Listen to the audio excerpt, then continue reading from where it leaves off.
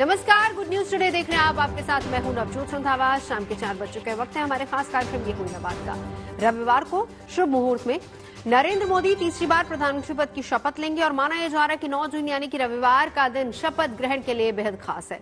ज्योतिष गणना के मुताबिक ये सूर्य का दिन है और ज्योतिष में सूर्य को ही ग्रहों का राजा माना जाता है, यानी कि सत्ता शासन सूर्य नारायण ही चलाते हैं। ऐसे में ज्योतिषी शपथ ग्रहण के लिए इस दिन को काफी शुभ मानते हैं। लेकिन 9 तारीख को क्यों माना जा रहा है शुभ? 9 अंक का क्या है किस्मत कनेक्शन, क्या है 9 अंक का ज्योतिषीय विधान, इस पर हम आज चर्चा करेंगे। हमारे साथ तमाम खास मेहमान जुड़ेंगे, लेकिन चर्चा की शुरुआत करें उससे पहले एक रिपोर्ट दिखाते हैं आपको।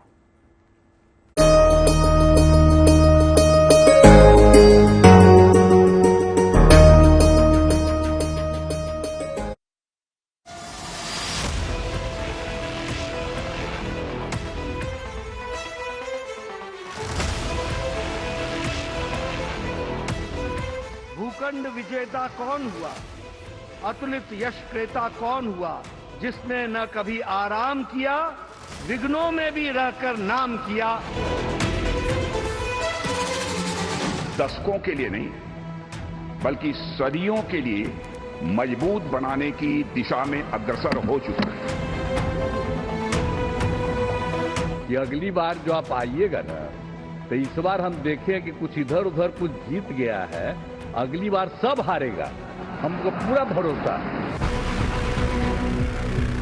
दिन रविवार होगा, तारीख 9 जून होगी। इसी शुक्ल पक्ष की तृतीया तिथि पर नरेंद्र मोदी तीसरी बार प्रधानमंत्री पद की शपथ लेंगे। शपथ का ये मुहूर्त इसलिए भी खास होगा क्योंकि ये दिन सूर्य का दिन माना जाता है और कहते हैं सूर्य सत्ता के स्वामी हैं।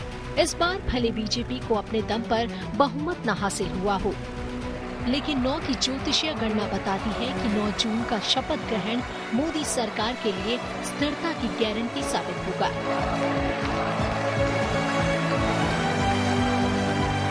प्री पोल अलायंस हिंदुस्तान के राजनीतिक इतिहास में और हिंदुस्तान की राजनीति में गठबंधन के इतिहास में प्री पोल अलायंस इतना सफल कभी भी नहीं हुआ है जितना कि एनडीए हुआ।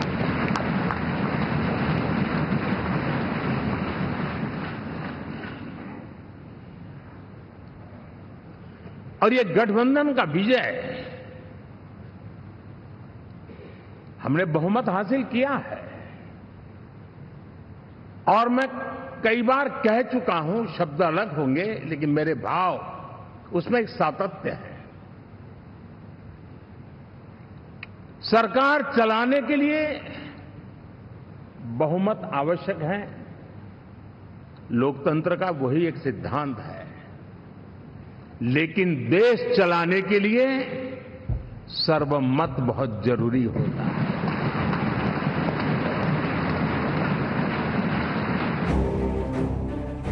कहा जा रहा है कि पीएम मोदी 9 जून को शाम 6 बजे शपथ लेंगे। इस दिन की ज्योतिषीय बारीकियों को समझें तो 9 के अंक में शुभता के कई योग भी छिपे हैं। दरअसल 9 मंगल का प्रतिनिधित्व करता है और इसी मंगल को ज्योतिष में ऊर्जा का कारक माना जाता है। पीएम मोदी ने अपने तीसरे कार्यकाल से पहले अपने भाषण में अपनी प्राथमिकताओं को लेकर उसी तरह की वचनबद्धता जताई। राजनीति के विश्लेषक अगर विश्लेषण करेंगे तो देखेंगे कि एनडीए का जो लोग दिखते हैं ना, उसमें एक कॉमन चीज नजर आती है और वो है गुड गवर्नेंस। इन सब ने अपने अपने समय में अपने अपने कार्यकाल में जब जब जहां सेवा करने का मौका मिला है, गुड इस देश को दिया है। और इस प्रकार से एनडीए एक प्रकार से एनडीए कहते ही गुड गवर्नेंस ये अपने आप पर्यायवाची बन जाता है। 9 जून को देश को नरेंद्र मोदी के नेतृत्व में नई सरकार मिल जाएगी। जिस वक्त पीएम मोदी शपथ ले रहे होंगे, ठीक उस वक्त पुनर्वसु नक्षत्र का योग होगा। ये वही शुभ नक्षत्र होगा जिस नक्षत्र में श्री राम का जन्म हुआ था। मोदी की राम भक्ति किसी से छिपी नहीं है। ऐसे में पुनर्वसु नक्षत्र में पीएम मोदी की शपथ उनके लिए शुभ साबित होगी। जनता जनार्दन चाहती है हम पहले से ज्यादा डिलीवर करें। जनता चाहती है कि हम खुद ही हमारे पुराने रिकॉर्ड तोड़े। और मैं साथियों एक तरफ एनडीए रखूं, दूसरी तरफ भारत के लोगों के सपने और संकल्पों को रखूं, तो मैं कहूंगा NDA, new India, develop India, aspirational India. और इसी सपने और संकल्पों को पूरा करना ये हम सबका संकल्प भी है, कमिटमेंट भी है और हमारे पास रोड मैप भी है। चुनावी तपस्या और मतगणना के दौर से गुजरकर आज देश अपनी नई सरकार के स्वागत के लिए तैयार है। प्रधानमंत्री नरेंद्र मोदी तीसरी बार पीएम पद की शपथ लेने जा रहे हैं। 9 जून के शपथ ग्रहण के लिए उन कर्मयोगियों को न्योता भेजा गया है जिन्होंने सेंट्रल विस्ता के सपने को धरातल पर उतारा है। शपथ में वो भी शामिल होने जा रहे हैं जिन्होंने स्वच्छता अभियान को अपनी भागीदारी से सफल बनाया है। Bureau report, good news today. तो चलिए, तमाम खास मेहमान हमारे साथ जुड़ चुके हैं। परिचय करा देती हूँ। अनुपम वी कपिल एस्ट्रोलॉजर हमारे साथ हैं, पंडित अरविंद शुक्ला हमारे साथ इस वक्त स्टूडियो में, प्रतीक भट्ट जी स्टूडियो में मौजूद हैं और आचार्य जेपी सिंह हमारे साथ स्टूडियो में मौजूद हैं। आप सभी के पास आऊं उससे पहले जरा एक अपडेट मेरे से होगी। मनीष औरसिया हमारे साथ जुड़ चुके हैं। मनीष, 2 सवाल। पहला तो ये कि आज की जो संसदीय दल की बैठक हुई, हालांकि उसमें हमने सुना कि किस तरीके से समर्थन तमाम पार्टियों ने दिया है प्रधानमंत्री को, लेकिन क्या कुछ चल रहा है जहां तक नेगोशिएशंस की बात है? और दूसरी बात, क्या 9 तारीख फाइनल है? समय क्या होगा? कौन कौन लोग आमंत्रित हैं? देखिए, पहली बात तो ये है कि अब सस्पेंस पूरी तरह से खत्म हो गया है। जो कयास थे कि नायडू जी किस तरफ जाएंगे, नीतीश कुमार किस तरफ जाएंगे, वो खेल आज से खत्म हो गया है। दोनों ने अपने साइन करके दिए हैं, नेता माना है नरेंद्र मोदी को, और वो साइन किया हुआ लेटर पहुंच गया है राष्ट्रपति के पास। मतलब अब कुछ नहीं हो सकता। दूसरी बात जो आपने सवाल किया कि कब हो रहा है, तो 9 तारीख की भी टेंटेटिव डेट है, शाम 6 बजे का शायद वो प्लान होगा, लेकिन अभी तक कोई ऑफिशियल बयान इस पर नहीं आया है। लेकिन आप ये देखिए कि आज जो तस्वीरें निकलकर सामने आई एनडीए की मीटिंग से, वो बहुत एक मैसेज देने वाली हैं।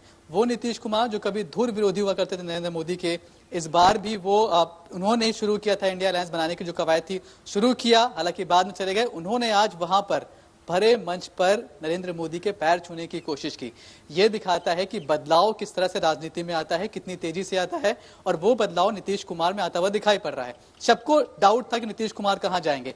नीतीश कुमार ने मंच से खड़े होकर ये भी कहा है कि सिर्फ अभी के 5 साल नहीं, अगले 5 साल भी हम लोग साथ होंगे, और उन चुनावों में भी जो सीटें थोड़ी बहुत दूसरे लोगों के पास चली गई वो वापस हम लेकर आएंगे।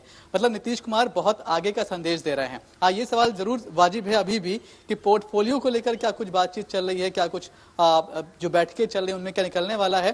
तो कल तक की जो खबर थी कि हर 4 एमपी पर एक मंत्री की पोस्ट मांग रहे नीतीश कुमार, उस पर अभी बात कहां तक पहुंचती है, अभी तक कोई निकलकर जानकारी सामने नहीं आई है कि उनको गो अहेड मिल गया है या फिर नहीं मिला है, या फिर क्या कुछ आश्वासन उन्हें दिए गए। लेकिन जिस तरह से आज नीतीश कुमार ने अपनी बात रखी है, तो कहीं ना कहीं लग रहा है कि उनकी जो भी शर्तें थी, चाहे वो हर 4 एमपी पर एक मंत्री की हो या फिर कुछ और शर्त हो, कम से कम बीजेपी ने उस पर अपनी सहमति अभी दिखा दी है। और वही उसकी वजह है कि आज जिस तरह से नीतीश कुमार अपने भाषण में, अपने शारीरिक हावभाव में, ये तो बात हुई मनीष नीतीश कुमार जेडीयू की, लेकिन देखिए टीडीपी की तरफ से क्या है, क्या वहां पर कुछ बात बनती नजर आ रही है? हालांकि आज की पिक्चर में तो पिक्चर परफेक्ट ही नजर आ रही है, हर कोई साथ ही है। टीडीपी की जितनी भी डिमांड्स कल तक निकल कर आई थी सोर्सेज से, वो बहुत हाई थी। उन डिमांड्स को क्या मीट कर पाती है एनडीए, ये बड़ा सवाल है। लेकिन मैं फिर से वही बात कह रहा हूं कि जो पिक्चर्स जो आप भी कह रही हैं कि आज वो पिक्चर्स बड़ी अच्छी लग रही थी कि सब कोई साथ साथ है, तो कहीं ना कहीं अगर वही है कि अगर 100 मांगा गया है टीडीपी की तरफ से, शायद 80 पर एनडीए या बीजेपी मान गई है, तभी आज ऐसी तस्वीर है।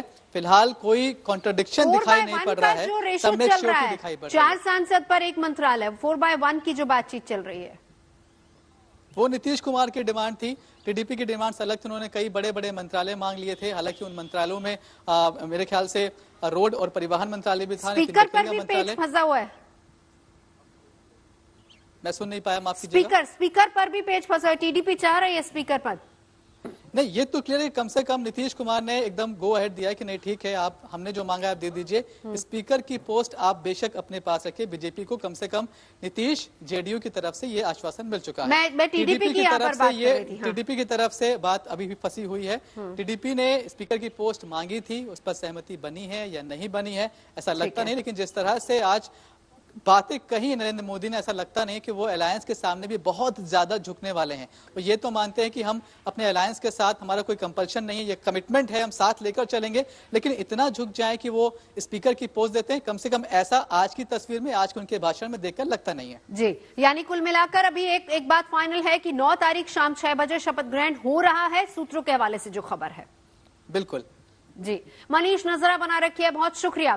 तमाम खास मेहमान हमारे साथ इस वक्त जुड़ चुके हैं। शुरुआत अरविंद शुक्ला जी आप ही से करना चाहूंगी। 9 जून 6 बजे शाम क्या ग्रह दशा बन रही है? अगर हम बात करें अपनी आने वाली सरकार की, प्रधानमंत्री नरेंद्र मोदी तीसरे टेन्योर की शुरुआत करने वाले हैं, गठबंधन सरकार बनेगी, किस तरह का ग्रह नक्षत्र है, क्या कहता है?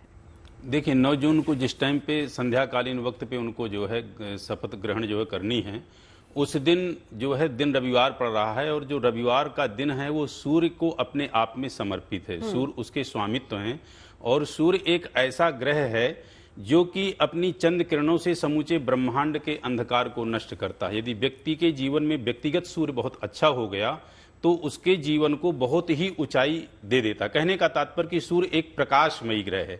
तो उस दिन जो ग्रहण ले रहे हैं, और सूर्य जो है मोदी जी की कुंडली में बहुत ही जो है राजनीति क्षेत्र में अपने आप में विशिष्ट भूमिका जो है उसने निभाई है।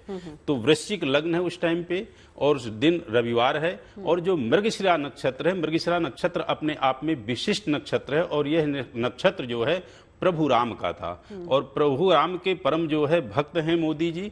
तो चिरकाल जो है स्थिर रूप से यह सरकार आएगी, थोड़ी संघर्षों के साथ जो है, थोड़ी जिसको कहें कि कठिन परिश्रम के साथ सरकार चलेगी, लेकिन बहुत अच्छी और बहुत सुदृढ़ पोजीशन से, जैसे कि पिछले 10 वर्षों में इनने जो है देश दुनिया में अपना डंका बजाया है, उसी प्रकार जो है डंका बजेगा। नहीं तो फिर कठिनाइयां कहां पर आएंगी? आप कह रहे हैं कठिनाइयां थोड़ी नहीं, कठिनाइयां थोड़ी ये हैं उसमें कि जो स्थिति ग्रह गोचर की उस टाइम पे बन रही है, हाँ। वो बहुत उत्तम नहीं बन रही है। ठीक है, बहुत उत्तम नहीं। चलिए यहाँ से चर्चा को आगे बढ़ाएंगे। आप सभी से एक बार मैं जान लेती हूँ कि आप सबका विचार क्या है उस तारीख को लेकर। अनुपम भी कपिल, आपके पास मैं आना चाहूंगी, आपकी प्रेडिक्शन क्या है 9 तारीख को लेकर? मैं समझता हूं कि ये बहुत ही अच्छा दिन चूज किया है, लेकिन संडे का दिन और तृतीया जो तिथि है, ये एक नाश योग कहा गया है। आपको समझाता हूं, नाश मीन्स किलर योग, लेकिन बिकॉज वृश्चिक लगन चूज किया है 6 बजे का समय, जो कि मोदी जी का लगन भी है, और 9 नंबर भी उनके लिए अच्छा है, क्योंकि 9 नंबर मंगल का नंबर है, मंगल उनका लग्नेश है, लगन में बैठा है, चंद्रमा के साथ बैठा है। तो ये पुनर्वसु नक्षत्र, जैसे आप कह रहे थे, श्री राम जी के कुंडली के अंदर जो वही नक्षत्र है, it is one of the best नक्षत्र, और ये गोधूली समय भी है। इंपॉर्टेंट चीज है, मोदी जी का की नंबर 39 है। अभी की नंबर क्या होता है, जैसे नाम जो कबालिस्टिक एस्ट्रोलॉजी करते हैं उसमें डेट ऑफ बर्थ और नाम का टोटल और सूर्य का पोजीशन, सूर्य का डिग्री, इन सब को मिलकर ये भारत में कोई कर नहीं रहा है इस समय पे। आपको ये भी बता दूं, ये जो है 39 नंबर को अगर हम इस ईयर से ऐड कर दें तो भी टोटल जो है 11 आता है। तो 11 जो है कहता है कि उनको act with caution, act with justice, और सच में ड्यूटी को मतलब होली समझ के अगर वो करेंगे तो परेशानी नहीं आएगी। वरना 1 साल के अंदर अंदर मार्च से लेकर जुलाई का जो पीरियड है अगले साल का, ये एक मुश्किल पीरियड है। देखो, बीजेपी का जो नक्षत्र है वो भी ज्येष्ठा नक्षत्र है, और वहां से, और मोदी जी का अनुराधा नक्षत्र है, वहां से पुनर्वसु नक्षत्र जो है मित्र और अति मित्र इस कैटेगरी में नवतारा चक्र में पड़ता है। तो इससे अच्छा तो मुहूर्त मिल नहीं सकता था। और चंद्रमा जो है वो भाग्य स्थान के अंदर बैठा है, और चंद्रमा तो मुहूर्त का सबसे इंपॉर्टेंट कारक भी होता है। अपनी राशि में बैठ के बहुत सारे क्या कहते हैं बुरे योगों को नष्ट करता है। 4 ग्रह जो हैं सप्तम स्थान में, उसमें से 3 ग्रह तो शुभ ग्रह हैं, बृहस्पति, शुक्र और बुध। बुध तो नंबर 5 वाला ग्रह भी है और वो वृश्चिक लगन को देख रहा है, तो जितनी भी अशुभ चीजें हैं वो दूर करता है। केतु का लाभ स्थान में बैठना मतलब शत्रुओं का दमन करना। तो कुल मिला के मैं समझता हूं कि चैलेंजेस तो रहेंगी, लेकिन अगर ये बैलेंस, अच्छा एक इंपॉर्टेंट चीज जो मैंने कहीं मीडिया में पढ़ा नहीं कि क्या रीजन रहा ये डिबैकल का। मैं समझता हूं एक ऑकल्ट रीजन रहा, डिवाइन रीजन रहा। राम मंदिर का जो मुहूर्त है वो शुभ नहीं था, और काशी विश्वनाथ जी के टेम्पल में जो त्रिशूल का उठाना, महादेव जी का त्रिशूल, मैं समझता हूं कुछ डिवाइन एंगर है, लेकिन मोदी जी को ब्लेसिंग्स मिले हैं अभी भी ताकि वो कैरी ऑन कर सके। ये बात, लेकिन ये चर्चाएं खूब चल रही हैं इसी को लेकर। अनुपम जी सही कहा आपने, लेकिन आपने कहा मीडिया में सुनी नहीं, लेकिन अंदर खाते दबी जबान में ये चर्चाएं भी चल रही हैं। चलिए मैं लौटूंगी आपके पास। मार्च से जुलाई तक का वक्त आपने कहा सही नहीं, लेकिन फिलहाल हम जिस दिन शपथ लेनी है प्रतीक जी उसी दिन की बात करेंगे। स्पेसिफिकली 9 तारीख का अगर हम जिक्र करें तो क्या 9 तारीख की अगर बात करें तो फर्स्ट ऑफ ऑल अपने प्रिय मित्र अनुपम जी से मैं कहीं ना कहीं कदम ताल मिला रहा हूं। अनुपम जी ने बड़े अच्छे बखूबी समझा दिया, हमारे पुराने मित्र हैं। लेकिन यहाँ पे एक चीज आपको बताना चाहेंगे, मैं बहुत ज्यादा इस तिथि के फेवर में नहीं हूँ। उसकी वजह सर तिथि में 8 तारीख थी, पहले 8 की फेवर में भी बहुत सारे 10 तारीख बेस्ट है, 9 क्यों नहीं? देखिए 9 रविवार अच्छा दिन, न्यूमरोलॉजी के हिसाब से मंगल सब अच्छा, अनुपम जी ने सब कवर किया। तृतीया और चतुर्थी मिल रही है, 3:44 पे तृतीया से चतुर्थी शुरू हो रही है। बड़ी बखूबी समझाया अनुपम जी ने कि किलर नाशक योग कैसे बनता है तृतीया में। चतुर्थी रिक्ता तिथि है। अब इस पे एक चीज और देखने वाली बात है, 7:15 तक राहु काल है, उस समय भी शपथ लेना बहुत अच्छा नहीं माना गया है। और रिक्ता तिथि में भी कोई शुभ कार्य नहीं करते हैं, हालांकि शपथ के बारे में स्पेसिफिक नहीं लिखा है वहां पे। तो इन सब बातों को अगर मैं समायोजन करूं तो 7:15 तक तो शपथ नहीं लेनी चाहिए। अच्छा, अभी तक जो खबर है मैं बता देती हूँ, 6 बजे का वक्त बताया जी, 6 से 8 मैं भी पढ़ रहा हूँ, यानी अगर वो डिले करना चाहे तो कर जी, 7, 7:15 के बाद लेंगे तो बेहतर। नक्षत्र ये चीजें मैंने आपको बताई क्यों गड़बड़ है। अब बताते हैं अच्छाइयां क्या है। 8 तारीख को, सॉरी माफ करिएगा, 9 तारीख को वृश्चिक लग्न उदय हो रही है जो मोदी जी की लग्न है। सिर्फ यहीं तक सीमित नहीं रहना चाहिए, नवमांस कुंडली में भी वृश्चिक लग्न उदय हो रही, मतलब वर्गोत्तम लग्न है, अति शुभ हो गए। चंद्रमा वर्गोत्तम पे के हैं उस दिन 9 तारीख को, चंद्रमा कर्क राशि में नवमांश में भी है, लग्न में भी है। और नरेंद्र मोदी को, नरेंद्र मोदी अगर किसी ने बनाया है तो चंद्र और मंगल ने बनाया है। तो सर्वश्रेष्ठ पीरियड ये दिन है। सिर्फ समस्या है मुझे, अगर कहीं कोई बीजेपी का मुझसे अगर पूछेगा तो मैं यही कहूंगा 7:15 तक आप मत लीजिए। 7:15 के बाद वृश्चिक लग्न में ही, वृश्चिक लग्न में ये लेनी चाहिए। शपथ बहुत शुभ है। अब बात कर लेते हैं 9 तारीख की न्यूमरोलॉजी मंगल के हिसाब से ये दिन अच्छा, सूर्य कहीं ना कहीं रवि हैं, तो निश्चित तौर पर उनका सूर्य एकादश भाव में है। एकादश लाभ का होता है, लाभ करियर का हो सकता है, लाभ व्यापार का हो सकता है, लाभ राजनीति का हो सकता है। सूर्य राजनीति का ही लाभ दर्शाते हैं। तो बहुत अच्छा रविवार का दिन, 9 तारीख मंगल का दिन, ऊर्जा से भरे हुए। 73 ईयर की एज में जितनी रैलियां वो करते हैं, हम और आप नहीं कर सकते नवजोत जी। तो सब तरह से अच्छा दिन है। सिर्फ और सिर्फ तृतीया और चतुर्थी का जो मिलन, पहली बात। दूसरी बात, राहु काल 7:10 तक। इसके अलावा सब कुछ मुझे अच्छा दिखता है। 2 चीजें हैं यहाँ पर। आपने कहा कि अच्छा उनके लिए, एक नरेंद्र मोदी के लिए ये अच्छा, लेकिन उस दिन बहुत सारे और लोग भी शपथ लेंगे और सांसद भी शपथ लेंगे। गठबंधन की सरकार बनने वाली है। ये क्या सिर्फ नरेंद्र मोदी के लिए अच्छा है? क्योंकि यहाँ पर हम सीधे सीधे गठबंधन की भी बात करेंगे। मैं आगे जानूंगी। एक बार जरा जेपी जी की बस एक लाइन यहाँ बोलेंगे, जेपी जी से आप बात करिएगा। कप्तान बहुत महत्वपूर्ण होता है, जैसे कि घर की पूरी जिम्मेदारी घर के मुखिया पे होती है। चाहे आपके घर में 4 लोग हैं, लेकिन जो घर चला रहा है वो चाहते हैं कि वो कंट्रोल कर लेंगे। बिल्कुल अच्छी है, परेशानियां आएंगी लेकिन कंट्रोल की कुंडली मजबूत होनी चाहिए, बाकी सब मैनेज हो जाता है। रेल के इंजन का जो डिब्बा प्रथम है वो जिस दिशा में जाएगा उसी दिशा में सभी चलेंगे। ठीक है, इसी से जुड़े सवाल और भी है, लेकिन उससे पहले जेपी जी आपकी प्रेडिक्शन क्या कहती है इस पे लेकर? सर्वप्रथम सबको सादर प्रणाम।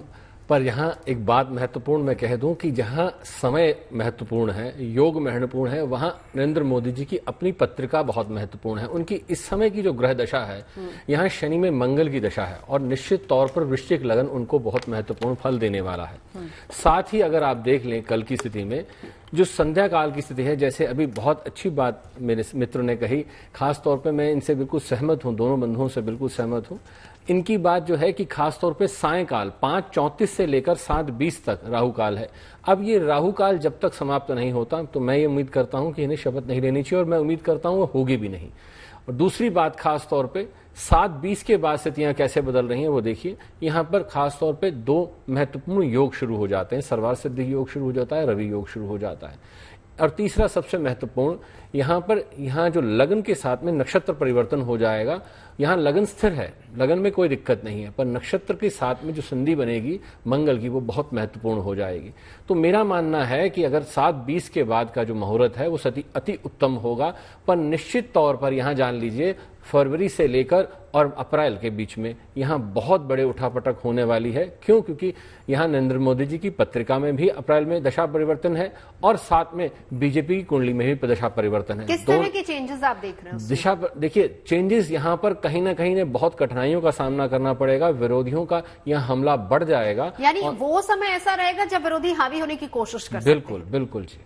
तो इसलिए इनको उस समय बहुत संभल कर चलना होगा, और खास तौर पे इसी समय शपथ ग्रहण के समय ही, जैसे आपने बहुत उत्तम बात कही, खाली उनके लिए उत्तम समय है या बाकियों के लिए, तो यहां इनको चयन करके बहुत सोच समझ के यहां पे स्टेप उठाना होगा कि किसको क्या पद देना है, किसको कहां शपथ दिलवानी है, किस समय दिलवानी है। अन्यथा ये आने वाले समय में सरकार के लिए बहुत कष्टदायी हो जाएगा। एक चीज और, विरोधी हावी रहेंगे या साथी? देखिए अभी भी चैलेंजेस साथियों की तरफ से भी है। ये बहुत अच्छी बात कही आपने। गठबंधन में चैलेंजेस जो है वो अपने ज्यादा देते हैं। बिल्कुल सही कहा आपने, यहाँ घर के भेदियों की दिक्कत सबसे ज्यादा है। देखिए अगर आपको याद हो, मैंने आप ही के साथ बैठकर सूर्य ग्रहण का प्रोग्राम किया था अप्रैल के महीने में। मैंने तब भी कहा था कि आने वाला समय सरकार के लिए बहुत कष्टकारी है, क्योंकि ये सूर्य ग्रहण निश्चित तौर पर भारतवर्ष पर सिर्फ एक ही प्रभाव देता है, राजनीतिक उठापटक। तो अगले 3 महीने तक ये उठापटक हमें को देखने को मिलेगी। तो अप्रैल से अगर आप 3 महीने देख रहे हैं तो ये समय आपके सामने है। वो तो खैर चुनावों का समय था ही। जी बिल्कुल, उसी का प्रभाव हमें देखने को मिला। और आने वाला समय जो सबसे महत्वपूर्ण है कि यहाँ पर अपने जो गठबंधन की सरकार के अंदर बैठे हुए लोग हैं, और सब जानते हैं, हमें बिना नाम लिए कहने की जरूरत नहीं है कि किस पर सबको संदेह है कि सबसे पहले नहीं, वो तो सब कह ही रहे हैं। नीतीश कुमार और टीडीपी दोनों को लेकर बातचीत हो रही है। एक बार अरविंद शुक्ला जी में अब यहाँ से जरा चर्चा को थोड़ा सा और मोड़ते हैं। वो ये कि सरकार बनने जा रही है एनडीए की, नरेंद्र मोदी शपथ ले रहे हैं, आज सबने अपनी तरफ से समर्थन दे दिया है और उनको अपना नेता चुन लिया है। अब सरकार बनेगी, प्रधानमंत्री पद की शपथ नरेंद्र मोदी लेंगे, लेकिन उसके साथ साथ सहयोगी दलों की तरफ से भी नेता जो होंगे वो वहां पर शपथ लेंगे। एक कोएलिशन गवर्नमेंट है। जब हम कोएलिशन गवर्नमेंट की बात करते हैं तो केवल एक नरेंद्र मोदी की कुंडली से चल जाएगी, बात बन जाएगी, यहाँ पर सबकी कुंडलियां खंगाली होगी? नहीं, देखिए केवल एक से नहीं बात चल पाती है। एक जैसे मान लीजिए लकड़ी है, उस लकड़ी को तोड़ना चाहोगे तो टूट जाएगी, लेकिन लकड़ियों का जब एक गट्ठा बना लोगे और उस गट्ठे को आप तोड़ोगे तो गट्ठा नहीं टूटेगा। तो प्रधान तो नायक है ही, प्रधान जो कप्तान हैं वो तो मोदी जी हैं ही, लेकिन उनको जो उनके साथी सहयोगी जो इस टाइम पे उनको सहयोग प्राप्त हुआ है, जैसे कि अभी मेरे सहयोगियों ने कहा, मैं भी यहाँ किसी का नाम नहीं लेना चाहूंगा, तो उनसे उनको थोड़ी बहुत तकलीफ और परेशानी तो जाएगी, लेकिन सरकार वो बहुत अच्छे से चला ले जाएंगे। क्यों? क्योंकि उनमें एक ऐसा ऑरा है, उनमें एक ऐसा तेज है, एक उनमें ऐसा जो है कॉन्फिडेंट और आत्मविश्वास है कि वो सरकार को चला ले जाएंगे। परेशानियां तो आएंगी, ये सुनिश्चित है, इसमें कोई संदेह नहीं है। और जैसा कि अभी संध्याकालीन टाइम पे बार बार राहु काल की बात हो रही है, तो मैं इससे सहमत हूं कि राहु काल तो है, लेकिन गोधूली बेला का जो टाइम होता है, बहुत कुछ अशुभ मुहूर्त भी उस टाइम पे संपर्क कर रहा हो तो वो है अपने आप में शुभत्व को प्रदान कर देता है। यही एक मुहूर्त की प्रधानता होती है कि यदि प्रभा का बेला हो, यानी प्रातःकालीन का बेला हो, प्रभा का बेला हो, ब्रह्म मुहूर्त हो या गोधूली बेला हो, तो अन्य मुहूर्तों में यदि कोई दुष्परिणाम आ रहा है तो वो भी शुभत्व परिणाम को जो है प्रदान कर देता है। एक बार अनुपम भी कपिल, यही सवाल मेरा आपसे भी है, क्योंकि यहाँ पर गठबंधन की सरकार है, अलग अलग सियासी दल हैं, पूर्ण बहुमत नहीं है, सबको मिला के एक कोएलिशन गवर्नमेंट बनने जा रही है।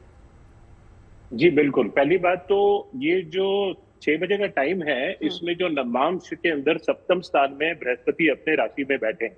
काल प्रकाशिका जो है मुहूर्त कुंडली के ऊपर एक उत्तम ग्रंथ है, जो कहते हैं कि अगर बृहस्पति या शुक्र बुध ये अगर लगन को देखते हैं तो तिथि दोष, नक्षत्र दोष, और तमाम दोष जो उस तरीके से नष्ट होते हैं जिस तरीके से एक शेर जो है होर्ड ऑफ एलिफेंट्स के ऊपर पाउंस करता है, और गोधूली वेला समय भी ऐसा माना गया है। तो मुझे लगता है राहु का जो काल की जो इतना हम सोच रहे हैं, मोदी जी इतनी पूजा पाठ करते हैं, मंदिरों में उन्होंने रेनोवेशंस कराए हैं, यात्रा करते रहते हैं, तो ये सब जो उनका जो बृहस्पति है ना, वो बहुत पावरफुल हो गया है। बृहस्पति जब आप विवाह करते हो, शादी, कोई भी अच्छा ऑस्पिशियस फंक्शन करते हैं, तो बृहस्पति का बल देखना पड़ता है। और जब तक आप फेरे नहीं कर लेते, शादी को ऑफिशियल सैंक्शन बृहस्पति का नहीं करता, क्योंकि देव बृहस्पति होते हैं। आपका दूसरा प्रश्न जो है कि इनको किससे प्रॉब्लम आएगी, मेरा ओपिनियन है, जो मैं ऑलरेडी जनवरी में प्रेडिक्ट कर चुका हूं, कि इनको अपनी ही पार्टी के अंदर विरोध फेस करना पड़ेगा। ये आपको बहुत सरप्राइजिंग लगेगा, आज की मीटिंग के बाद सब बड़ा अच्छा लग रहा है, लेकिन जब स्थिति ऐसे होगी, लेकिन फिर भी इनका कुछ ज्यादा गड़बड़ नहीं होगा, क्योंकि इनका 17 सितंबर 1950 अगर आप ये जोड़ दें, 19 टोटल जो है 17, और इंडिया का जो डेट ऑफ बर्थ भी जोड़ दें, तो वो 8 नंबर और 7 नंबर का जो है वो एक दूसरे के लिए बने हुए हैं, इंक्लूडिंग जो नक्षत्र हैं, अनुराधा नक्षत्र इनका है, पुष्य नक्षत्र भारत का है, ये भी दोनों जो हैं ये 8 नंबर से ही गवर्नड है। अच्छा, न्यूमरोलॉजिकली एक बहुत इंटरेस्टिंग चीज बताना चाहता हूं, इनका जो पर्सनल ईयर है 17 प्लस 9 प्लस 2024, ये आता है 2050, यानी कि 7 नंबर अंक विद्या में दिखाता है आइसोलेशन, पार्टिंग, सेटबैक्स, जो कि हुआ है इनको इस साल।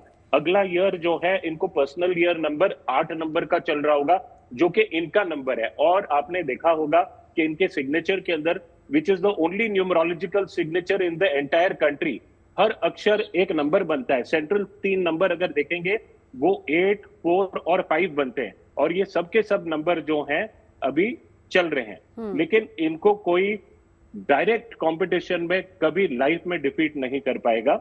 इनका डेस्टिनी नंबर 5 है, और आज जो मुहूर्त का जो समय रहेगा 9 तारीख का, उसका डेस्टिनी नंबर भी 5 है, जो नक्षत्र और वो जो प्लैनेट है वो लगन को भी देख रहा है, तो ये भी एक राजयोग को इंडिकेट करता है। एक मिनट, सूर्य की ताकत बहुत इंपॉर्टेंट है, किसी भी राजयोग करने के लिए सूर्य बहुत इंपॉर्टेंट है। दशम स्थान में होना तो अच्छा ही है, लेकिन दशम से दशम स्थान में बैठ के लगन को देखना ये भी बहुत अच्छा है। बिल्कुल। चले लौटती हूँ, हमारे साथ प्रतीक जी भी मौजूद है। प्रतीक जी, यहाँ पर हम अपनी चर्चा को थोड़ा सा और मोड़ते हैं, क्योंकि मैंने कहा था गठबंधन की सरकार है, और आप लोग बिना कुछ कहे कह रहे हैं कि हाँ एलाइज ही हैं जो कहीं ना कहीं सबसे बड़ा चैलेंज बनकर आ सकते हैं। आप चारों लोगों ने इस बात पर सहमति जताई है कि अपने ही परेशानियां खड़ी करेंगे जी। अब यहाँ पर नरेंद्र मोदी और नीतीश कुमार, दोनों न से शुरू हो रहे हैं, इनका गठबंधन कैसा है, इन दोनों की कुंडली कितनी मेल खाती है, परेशानियां हैं या नहीं, और इसके बाद फिर हम चर्चा करेंगे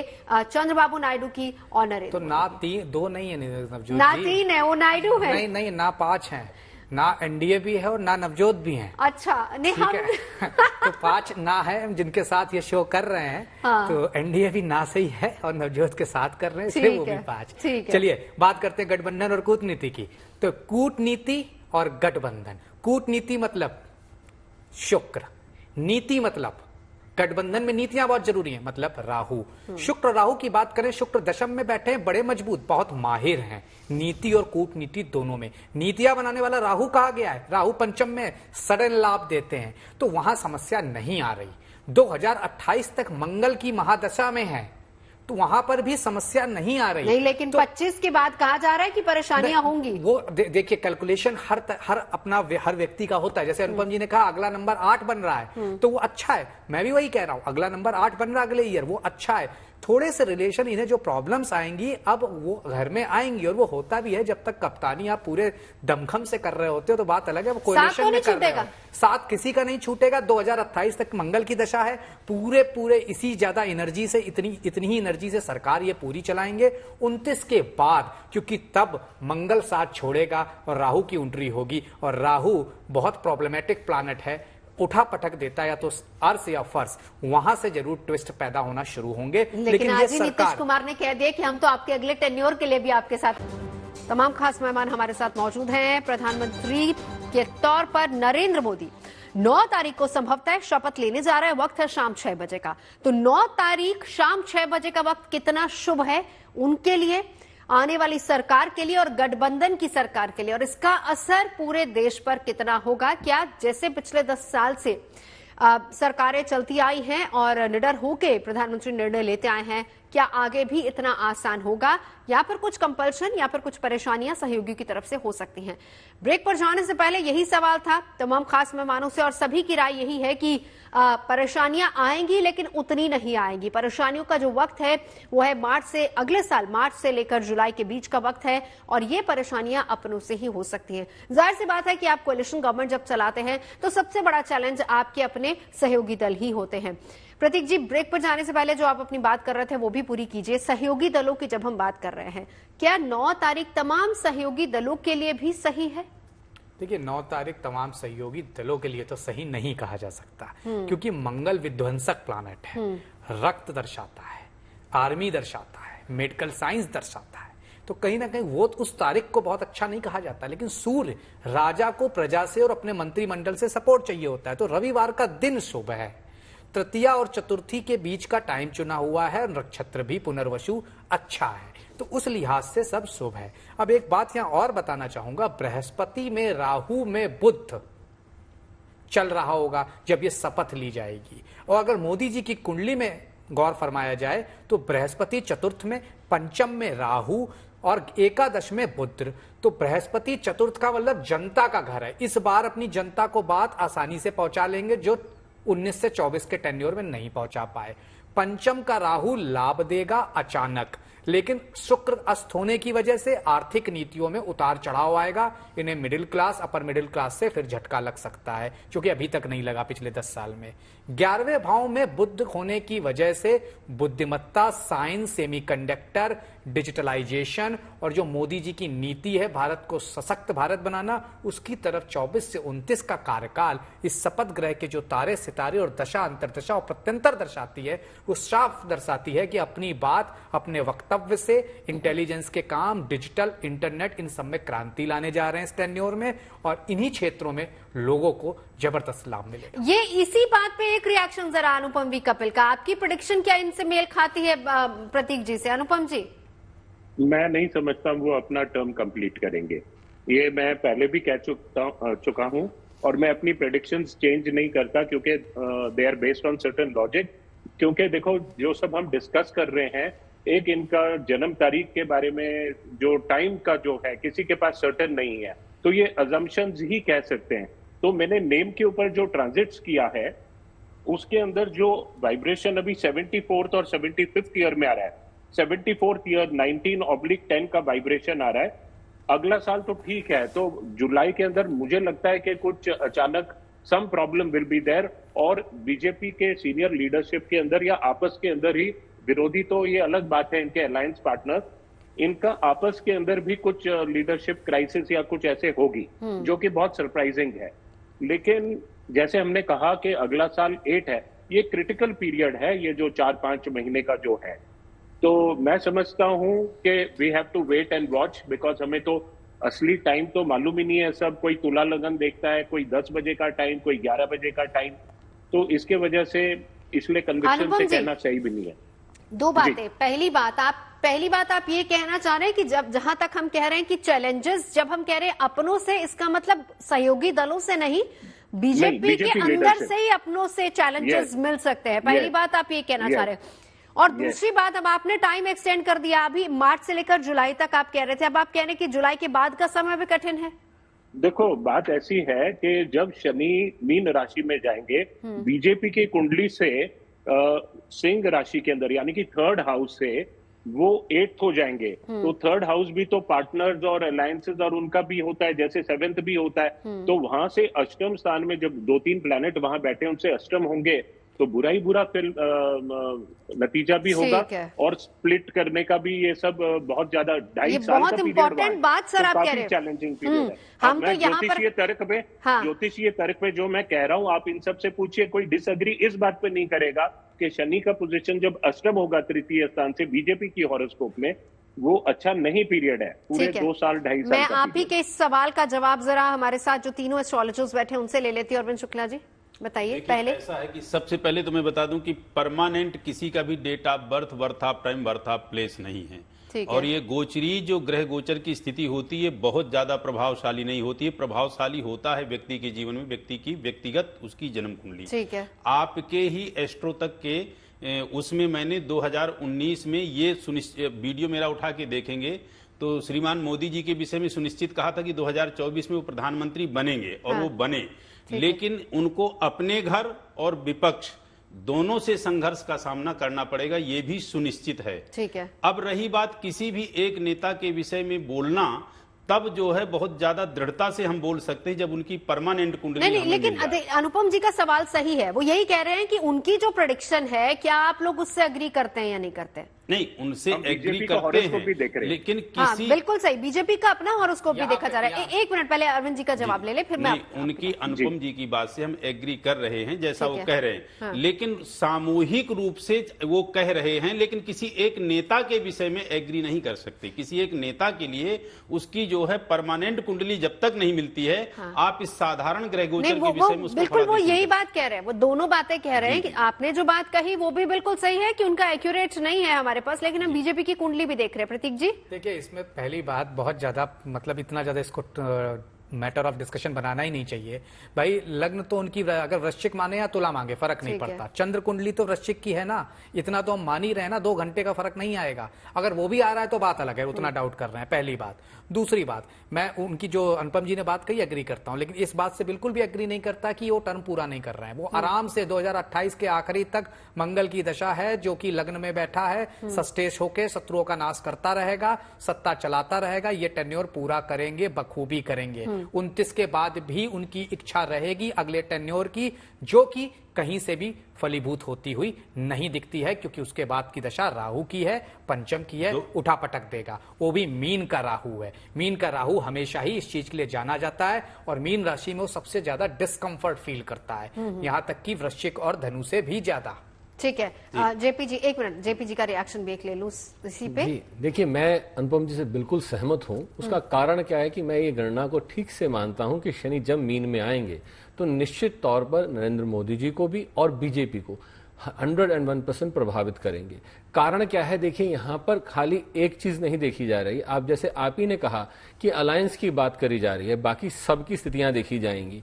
यहां पर अगर आप देखें नीतीश कुमार जी की पत्रिका में जो अनुमानित हमारे पास है, दशा परिवर्तन अप्रैल में है। सरकार 5 साल निकालेगी ये बताइए। बहुत मुश्किल है, बहुत मुश्किल है। कारण तो क्या है? अब अभी देखिए, अब स्प्लिट हो गया। मेरे ख्याल से यहाँ वर्सेस विंडो की बहुत सख्त जरूरत है हमें। नहीं, एक मिनट, सरकार पूर्ण कर रही है 5 साल। सरकार 5 साल पूरा कर रही है, ये प्रतीक जी और अरविंद शुक्ला जी कह रहे हैं। सरकार और मोदी जी दोनों और अनुपम भी कपिल कह रहे हैं कि बहुत चैलेंजेस, मुश्किलें आने वाली हैं। चैलेंजेस हम भी कह रहे हैं नवजोत जी, लेकिन सरकार 2029 तक चलेगी। मोदी जी ही 2029 तक प्रधानमंत्री रहेंगे। एक मिनट, दिक्कतें अनुपम जी आ रही हूँ, एक मिनट। जी जी, 2025 में जो है सुनिश्चित रूप से काफी संघर्ष आएगा, लेकिन उस संघर्ष के बावजूद भी इनकी सरकार 5 साल चलती रहेगी। अनुपम जी, ये दावा, और मोदी ही पीएम रहेंगे 29 तक। ठीक है अनुपम जी। नवजोत जी, दशम स्थान जो है वो पावर का स्थान माना गया है। 10th हाउस जो है मोदी जी का, अगर हम वृश्चिक लगन पकड़ते हैं, मीन राशि में जब आएगा, दशम स्थान से अष्टम स्थान हो जाएगा शनि, और सामने सूर्य को भी देखेंगे। सूर्य इनिशियल डिग्री सूर्य है, बुध है, तो अष्टम होना शनि का मतलब 10th हाउस से, वो तो बिल्कुल ही पावर के लिए अच्छा नहीं है। और चंद्र राशि से, लगन राशि से भी पंचम होना, वो भी अच्छा नहीं है। साउथ इंडिया में तो बहुत ही इसको बुरा मानते हैं। तो मेरा पॉइंट केवल एस्ट्रोलॉजिकल ये 2 पॉइंट्स है, और बीजेपी का हॉरोस्कोप में अष्टम तृतीय स्थान से जो है मिथुन लग्न की कुंडली से सिंह राशि से अष्टम हो जाएंगे शनि, तो ये दोनों पॉइंट मिला के मैं अपना पॉइंट रख रहा हूँ। ये एक एकेडमिक डिस्कशन है, इसमें कुछ नहीं सर, किंतु परंतु वाली बात नहीं है। देखिए आप सभी लोग विद्वान हैं, आप सभी लोग एस्ट्रोलॉजर हैं, ये आप सबकी अपनी अपनी गणना, और एस्ट्रोलॉजी में तो कहा यही जाता है कि हर एक की अपनी अपनी कैलकुलेशंस होती है।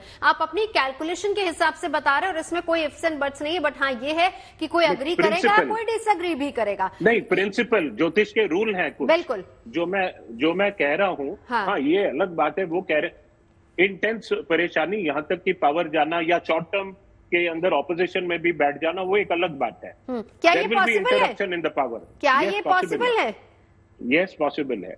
प्रतीक जी बताइए। नहीं दिखता पॉसिबल, क्योंकि देखिए 2028 के अंत तक मंगल की दशा है और हमें समझना होगा शत्रुहंत योग, एकादश में सूर्य बुध एक साथ, दशम में शुक्र शनि एक साथ, चतुर्थ भाव में बृहस्पति अपने ही जनता के घर में बैठा, लग्न में ज्योतिष शास्त्र का सबसे बड़ा योग चंद्र मंगल योग, लक्ष्मी योग, इतने योगों के बाद, और बनाया भी कब 2001 से कहानी शुरू हुई जब शुक्र की दशा आई, सप्तम के स्वामी की दशा आई, जो कि जनता से जनता का घर है। उसके बाद पीछे मुड़ के नहीं देखा, दोबारा टेन्योर लिया सूर्य की दशा में, इसके बाद दूसरा टेन्योर लिया चंद्र की दशा से, इसके बाद केंद्र आ गए चंद्र की दशा में, मंगल की दशा में यूपी जितवाया 2022 और मंगल की दशा में वापस प्रधानमंत्री बनने जा रहे हैं। जरा भी शंका नहीं है, समस्याएं 2025 में निश्चित आ रही है इनको। जैसा अनुपम जी कह रहे हैं, मैं एग्री करता हूं, जो उन्होंने तर्क दिया है बिल्कुल एग्री करता हूं। वो सूत्र है जिसे कोई नहीं नकार सकता, उस सूत्र को। एक चीज लेकिन सरकार चलेगी नहीं, लेकिन एक चीज और है अनुपम जी और प्रतीक जी, दोनों से ये सवाल है मेरा, लेकिन पहले जवाब जरा अनुपम जी को देने दीजिए।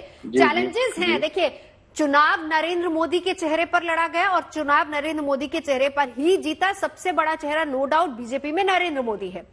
आने वाले समय में यूपी के भी तो चुनाव आएंगे, कहीं ऐसा तो नहीं कि चैलेंजेस वहां पर भी आ रहे हैं, और वो भी एक सबसे बड़ा दारोमदार उन्हीं पर होगा, मोदी एंड योगी जी।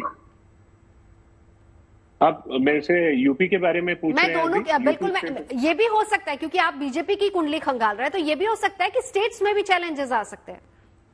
हाँ, स्टेट्स में तो देखो, मैं तो कई बार मेरे सोशल मीडिया पे कह चुका हूँ, साउथ इंडिया में मैंने बड़ा क्लियरली लिखा था इनको, जब तक ये मुरुगन सब मंदिरों में जाते हैं लेकिन हर डायरेक्शन का एक स्वामी होता है। मंगल दशा, जैसे प्रतीक जी कह रहे हैं मंगल सेनापति है, सब कुछ है, तो साउथ में क्यों नहीं जीते ये? इनका मंगल इतना स्ट्रांग है, मंगल डायरेक्शन जो है ये साउथ डायरेक्शन को रिप्रेजेंट करता है। इनके देव जो है कार्तिक भगवान, अभी तमाम विष्णु टेम्पल और सब मंदिरों में गए, कार्तिक भगवान जो वहां के, जैसे हम कुल देव मानते हैं ना, वहां पूरी साउथ इंडिया कार्तिक भगवान अगर वहां जाते उनके 6 मुख्य स्थानों में, मैं आपको गारंटी देता हूं कई सीट्स लेकर आते हैं। तो कर्नाटक और आंध्रा जीते तो कपिल जी, अनुपम जी, कर्नाटक की मैं बात कर रहा हूं, चोला अगर साउथ इंडिया की बात करें आप, मैं आपसे सहमत हूं। साउथ हो गया मंगल, साउथ वेस्ट हो गया राहु। अगर साउथ वेस्ट बात करें तो कर्नाटक निकल आया, आंध्रा की बात करें तो वहां पे साउथ वेस्ट का पार्ट शुरू होता है, तो वो भी निकला। जो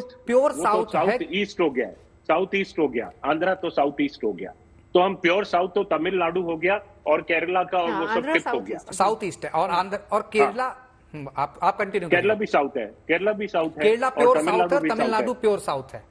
हाँ, तो उन्हीं दोनों स्टेट्स में तो इनका कुछ सीट्स नहीं आई है। मैं रिपीटेडली कहा था कि इनको कार्तिक भगवान के मंदिर में जरूर जाना चाहिए, वो सेनापति है, देव सेनापति भी है और मंगल का बल बढ़ता है। मैं सरप्राइज हूं, 10 साल के टेन्योर में एक भी कार्तिक भगवान के मंदिर में नहीं गई, जब तक बीपीएचएस और उसमें लिखा गया है कि जिस रंग की मूर्ति, जैसे मंगल लाल रंग को सिंबलाइज करता है, तो आप उस गॉड का कलर जो जैसे शिवलिंग हो लाल कलर का, उसकी अगर आप वर्शिप करते हो तो हमेशा आपको सक्सेस मिलेगा शत्रु के ऊपर। करेक्ट है ना? मैं इस ज्योतिष की बात से उनसे पूरी तरह सहमत हूं, लेकिन सिर्फ और सिर्फ दिशा तक इसे सीमित नहीं रख सकते। अगर आप सिर्फ दिशा पे करेंगे तो किसी भी स्थिति में मंगल दशा नहीं, मैं आप ही का तर्क कह रहा हूं। आपने बोला मंगल दशा सेनापति, तो वो क्यों नहीं जीते साउथ में? ये मेरा तो वही मैं आप ही के तर्क पे जवाब दे रहा हूं। सिर्फ दिशा से आप नहीं कह सकते। अगर आप दिशा की बात करें तो साउथ ईस्ट की बात करें, जहां जीते आंध्रा, वो मार्केस बनाता है। दिशा से जीत और हार तय नहीं हो सकती, वो होगा कुंडली में दशा।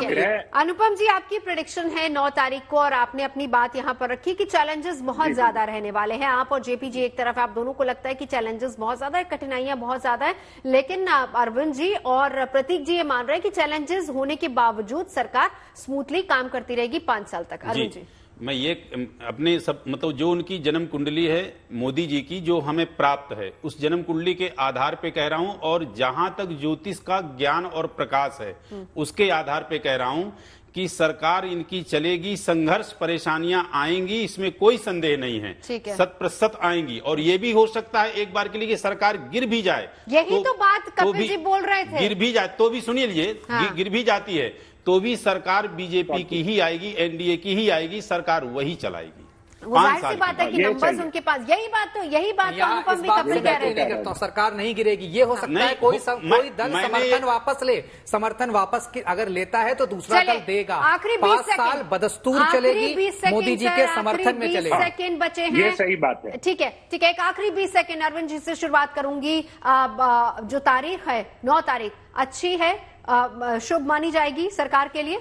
जी बहुत अच्छी है। कितने नंबर देंगे अगर मैं 10 में से बताऊं को कितने मार्क्स देंगे 10 में से इस तारीख? यदि थोड़ा 2 घंटे और लेट कर देते हैं शपथ लेने में 7 बजे के बाद, जो 7 बजे के बाद तो 100 में से 100 हैं और सरकार 5 साल निश्चित चली। मेरी पूर्ण शुभकामनाएं हैं सरकार के लिए, नरेंद्र मोदी जी के लिए, और मैं इसको 100 में से 90 दूंगा। और अगर जैसे अरविंद जी ने कहा इसे 2 घंटे लेट, पूर्ण शुभकामनाएं मेरी भी सरकार को, देशवासियों को। लेकिन जो मुहूर्त है 7:15 के बाद लेंगे तो 100 में से 100, अदरवाइज 100 में से 60। चलिए अनुपम भी कपिल, लास्ट रिएक्शन 10 सेकेंड।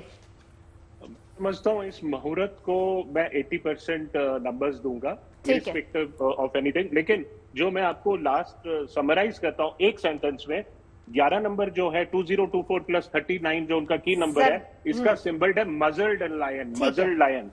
चलिए सर, वक्त की कमी है, बहुत बहुत शुक्रिया तमाम खास मेहमानों का हमारे साथ जुड़ने के लिए। बहुत बहुत शुभकामनाएं मोदी जी को तीसरी बार जो है प्रधानमंत्री बनने के लिए, बहुत बहुत शुभकामनाएं।